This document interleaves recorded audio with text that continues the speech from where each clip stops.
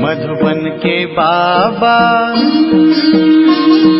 मधुबन के बाबा मुरली वाले, आपका क्या कहना, आपका क्या कहना। ओम शांति।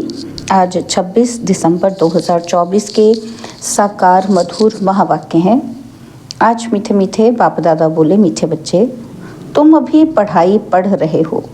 यह पढ़ाई है पतित से पावन बनने की। तुम्हें यह पढ़ना और पढ़ाना है।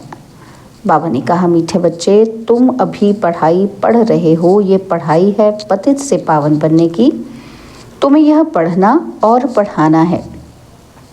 बाबा ने आज प्रश्न पूछा कि दुनिया में कौन सा ज्ञान होते हुए भी अज्ञान अंधियारा है। तो उत्तर में बाबा कहते, माया का ज्ञान जिससे विनाश होता है।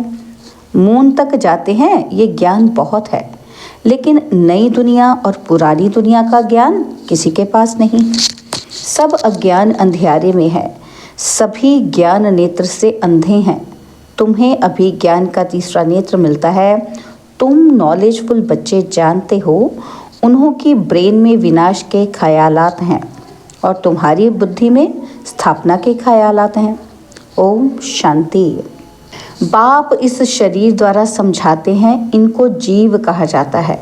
इनमें आत्मा भी है और मैं भी इसमें आकर बैठता हूँ। यह तो पहले पहले पक्का होना चाहिए। इनको दादा कहा जाता है। यह निश्चय बच्चों को बहुत पक्का होना चाहिए। इस निश्चय में ही रमण करना है। बरोबर बाबा ने जिसमें पथरा रमणी की है, वह बाप खुद कहते हैं कि मैं इनके बहुत जन्मों के अंत में आता हूँ। बच्चों को समझाया गया है कि यह है सर्वशास्त्र शिरोमणि गीता का ज्ञान। श्रीमत अर्थात श्रेष्ठ मत। श्रेष्ठ ते श्रेष्ठ मत है एक भगवान की, जिसकी ही श्रेष्ठ मत से तुम देवता बनते हो। बाप खुद कहते हैं कि मैं आता ही तब हूँ जब तुम भ्रष्ट मत पर पतित बन जाते हो। मनुष्य से देवता बनने का अर्थ भी समझना है। विकारी मनुष्य से निर्विकारी देवता बनाने बाप आते हैं। सतयुग में मनुष्य ही रहते हैं, परंतु दैवी गुण वाले। अभी कलयुग में है सभी आसुरी गुण वाले। है सारी मनुष्य सृष्टि, परंतु यह है ईश्वरीय बुद्धि और वह है आसुरी बुद्धि। यहाँ है ज्ञान, वहाँ है भक्ति। ज्ञान और भक्ति अलग अलग हैं। भक्ति के पुस्तक कितने ढेर के ढेर हैं और ज्ञान का पुस्तक एक है। एक ज्ञान सागर की पुस्तक एक ही होनी चाहिए। तो जो भी धर्म स्थापन करते हैं उनका पुस्तक भी एक ही होता है, जिसको रिलीजियस बुक कहा जाता है। तो पहली रिलीजियस बुक है गीता। तो पहला आदि सनातन देवी देवता धर्म है, न कि हिंदू धर्म। मनुष्य समझते हैं कि गीता से हिंदू धर्म स्थापन हुआ। गीता का ज्ञान श्री कृष्ण ने दिया। तो कब दिया? परंपरा से। कोई शास्त्र में शिव भगवानुवाच तो है ही नहीं। तुम अभी समझते हो कि इस गीता ज्ञान द्वारा ही मनुष्य से देवता बने हैं, जो बाप अभी हमें दे रहे हैं। इसको ही भारत का प्राचीन राजयोग कहा जाता है। जिस गीता में ही काम महाशत्रु लिखा हुआ है, इस शत्रु ने ही तुम्हें हार खिलाई है। बाप इस पर ही जीत पहनाकर जगत जीत विश्व का मालिक बनाते हैं। बेहद का बाप बैठ इन द्वारा तुमको पढ़ाते हैं। वह है सभी आत्माओं का बाप और यह फिर है सभी मनुष्य आत्माओं का बेहद का बाप। नाम ही है प्रजापिता ब्रह्मा। तुम किससे पूछ सकते हो कि ब्रह्मा के बाप का नाम क्या है? तो मूंझ पड़ेंगे। ब्रह्मा विष्णु शंकर, इन तीनों का बाप कोई होगा ना? तो ब्रह्मा विष्णु शंकर सूक्ष्म वतन में देवताएं हैं। उनके ऊपर हैं शिव। बच्चे जानते हैं शिव बाबा के जो बच्चे आत्माएं हैं, उन्होंने शरीर धारण किया है। वह तो सदैव निराकार परमपिता परमात्मा है। आत्मा ही शरीर द्वारा कहती है परमपिता। कितनी सहज बात है। इनको कहा जाता है अल्फ और बे की पढ़ाई।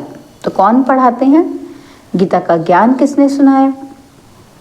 श्री कृष्ण को तो भगवान कहा नहीं जाता। वह तो देहधारी हैं, ताजधारी हैं। शिव तो है निराकार, उन पर तो कोई ताज आदि है नहीं। वही ज्ञान का सागर है। बाप ही बीज रूप चैतन्य है। तुम भी चैतन्य हो। सभी झाड़ों के आदि मध्य अंत को तुम जानते हो। भल तुम माली नहीं हो, परंतु समझ सकते हो कि बीज कैसे डालते हैं, उनसे झाड़ कैसे निकलता है। वह है जड़ और यह है चैतन्य।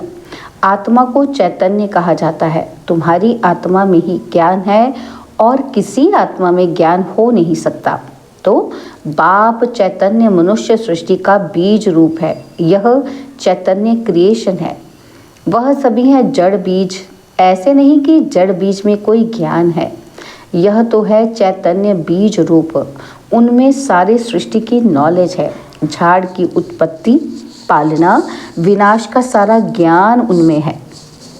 और फिर नया झाड़ कैसे खड़ा होता है, वह है गुप्त। तुमको ज्ञान भी गुप्त मिलता है। बाप भी गुप्त आए हैं। तुम जानते हो यह कलम लग रहा है। अभी तो सभी पतित बन गए हैं। अच्छा, बीज से पहला पहला पत्ता निकला, वह कौन था?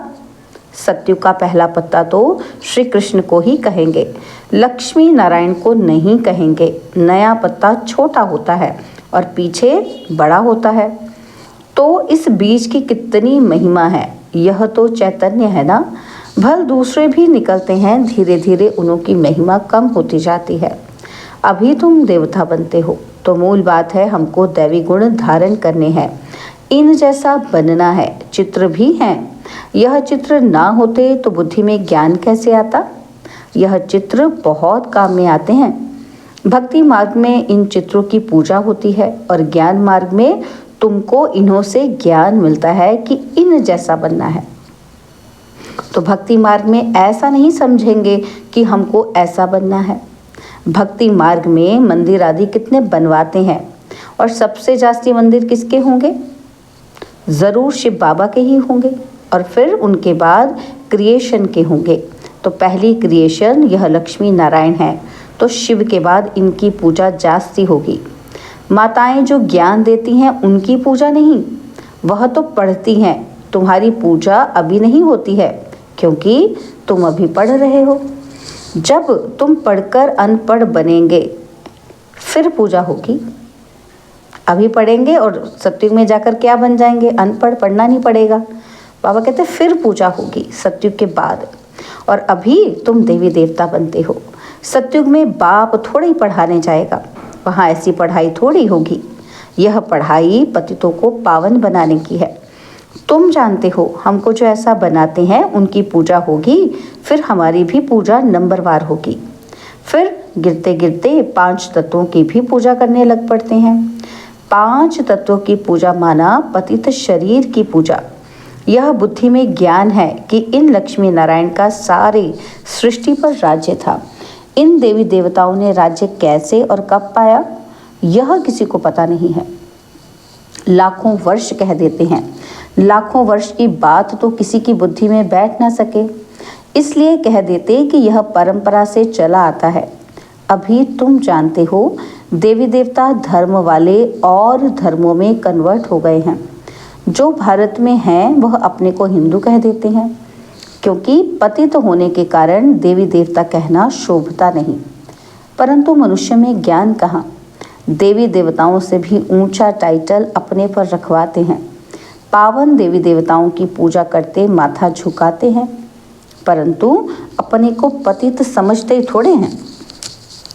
भारत में खास कन्याओं को कितना नमन करते हैं, कुमारों को इतना नहीं करते। मेल से ज़्यादा फीमेल को नमन करते हैं, क्योंकि इस समय ज्ञान अमृत पहले इन माताओं को मिलता है। बाप इनमें प्रवेश करते हैं। यह भी समझते हो कि यह ब्रह्मा क्या है? ज्ञान की बड़ी नदी है। ज्ञान नदी भी है, फिर पुरुष भी है। तो ब्रह्मपुत्रा नदी सबसे बड़ी है, जो कलकत्ता तरफ सागर में जाकर मिलती है। मेला भी वहाँ ही लगता है, परंतु उन्हें ये पता ही नहीं कि यह आत्माओं और परमात्मा का मेला है। वह तो पानी की नदी है जिसका नाम ब्रह्मपुत्रा रखा है। वह तो ब्रह्म को ईश्वर कह देते हैं, इसलिए ब्रह्मपुत्रा को पावन समझते हैं। पतित पावन वास्तव में गंगा को नहीं कहा जाता है, यहाँ सागर और ब्रह्मा नदी का मेल है। बाप कहते हैं कि यह फीमेल तो नहीं है जिस द्वारा एडॉप्शन होती है। यह बहुत गुह्य समझने की बातें हैं जो फिर प्रायलोप हो जानी हैं और फिर बाद में मनुष्य इस आधार पर शास्त्र आदि बनाते हैं। पहले हाथ में लिखे हुए शास्त्र थे और बाद में बड़ी बड़ी मोटी किताबें छपवाई हैं। संस्कृत में श्लोक आदि थे नहीं। यह तो बिल्कुल सहज बात है। मैं इन द्वारा राजयोग सिखलाता हूँ और फिर यह दुनिया ही खलास हो जाएगी। शास्त्र आदि कुछ भी नहीं रहेंगे और फिर भक्ति मार्ग में यह शास्त्र आदि बनेंगे। मनुष्य समझते हैं कि यह शास्त्र आदि परंपरा से चले आए हैं। इसको कहा जाता है अज्ञान अंधियारा। और अभी तुम बच्चों को बाप पढ़ाते हैं जिससे तुम सोझरे में आए हो। सत्युग में है पवित्र प्रवृत्ति मार्ग और कलयुग में सभी अपवित्र प्रवृत्ति मार्ग वाले हैं। यह भी ड्रामा है और बाद में है निवृत्ति मार्ग जिसको संन्यास धर्म कहते हैं। जंगल में जाकर रहते हैं वह है हद का संन्यास। रहते तो इस पुरानी दुनिया में है, अभी तुम जाते हो नई दुनिया में। तुम्हें तो बाप से ज्ञान का तीसरा नेत्र मिला है तो तुम कितने नॉलेजफुल बनते हो। इससे जास्ती नॉलेज होती ही नहीं। वह तो है माया की नॉलेज जिससे विनाश होता है। वो लोग मून चांद पर जाकर खोज करते हैं। तुम्हारे लिए कोई नई बात नहीं।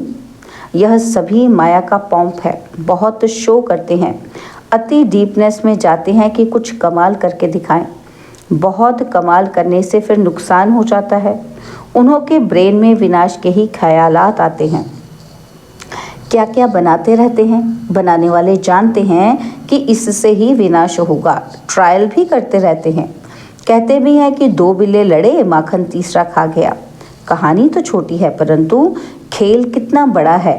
नाम इन्हों का ही बाला है। इन द्वारा ही विनाश की नूंद है। कोई तो निमित्त बनता है ना। तो क्रिश्चियन लोग समझते हैं कि पैराडाइज था पर हम नहीं थे। इस्लामी बौद्धि भी नहीं थे। फिर भी क्रिश्चियन लोगों की समझ अच्छी है। भारतवासी कहते हैं देवी देवता धर्म लाखों वर्ष पहले था तो बुद्धू ठहरे ना। तो बाप भारत में ही आते हैं। जो महान बेसमझ हैं उन्हें ही महान ते महान समझदार बनाते हैं। परंतु फिर भी याद रहे तब। बाबा तुम बच्चों को कितना सहज करके समझाते हैं कि मुझे याद करो तो तुम सोने का बर्तन बन जाएंगे तो धारणा भी अच्छी होगी। याद की यात्रा से ही पाप कटेंगे। मुरली नहीं सुनते तो ज्ञान रफू चक्कर हो जाता है। बाप तो रहमदिल होने के नाते उठने की ही युक्ति बतलाते हैं। अंत तक भी सिखलाते ही रहेंगे। अच्छा, आज भोग है। भोग लगाकर जल्दी वापस आ जाना है। बाकी वैकुंठ में जाकर देवी देवताओं आदि का साक्षात्कार करना ये सब फालतू है।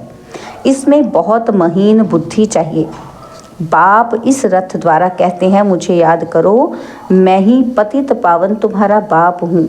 तुम ही से खाऊं, तुम ही से बैठूं। यह यहाँ के लिए है, ऊपर में कैसे होगा। अच्छा, मीठे मीठे सिकिलदे बच्चों प्रति माता पिता बाप दादा का याद प्यार और गुड मॉर्निंग। रूहानी बाप की रूहानी बच्चों को नमस्ते। हम रूहानी बच्चों की रूहानी बाप दादा जी को दिलवा जान सिकवा प्रेम से नमस्ते। ओम शांति। प्यारे बाबा, मीठे बाबा, मेरे बाबा, शुक्रिया बाबा, शुक्रिया बाबा, शुक्रिया। धारणा के लिए मुख्य सार है। पहला पॉइंट है, बाप इस दादा में प्रवेश हो हमें मनुष्य से देवता अर्थात विकारी से निर्विकारी बनाने के लिए गीता का ज्ञान सुना रहे हैं। इसी निश्चय से रमण करना है। श्रीमत पर चलकर श्रेष्ठ गुणवान बनना है। और सेकंड पॉइंट है, याद की यात्रा से बुद्धि को सोने का बर्तन बनाना है। ज्ञान बुद्धि में सदा बना रहे उसके लिए मुरली ज़रूर पढ़नी व सुननी है। बाबा ने आज वरदान दिया, अपने पोजीशन की स्मृति द्वारा माया पर विजय प्राप्त करने वाले निरंतर योगी भव। अपने पोजीशन की स्मृति द्वारा माया पर विजय प्राप्त करने वाले निरंतर योगी भव। जैसे स्थूल पोजीशन वाले अपनी पोजीशन को कभी भूलते नहीं, ऐसे आपका पोजीशन है मास्टर सर्वशक्तिवान। इसे सदा स्मृति में रखो और रोज अमृत वेले इस स्मृति को इमर्ज करो, तो निरंतर योगी बन जाएंगे और सारा दिन उसका सहयोग मिलता रहेगा। और फिर मास्टर सर्वशक्तिवान के आगे माया आ नहीं सकती। जब आप अपनी स्मृति की ऊंची स्टेज पर रहेंगे तो माया चींटी को जीतना सहज हो जाएगा। स्लोगन है, आत्मा रूपी पुरुष को श्रेष्ठ बनाने वाले ही सच्चे पुरुषार्थी हैं। आत्मा रूपी पुरुष को श्रेष्ठ बनाने वाले ही सच्चे पुरुषार्थी हैं। ओम शांति।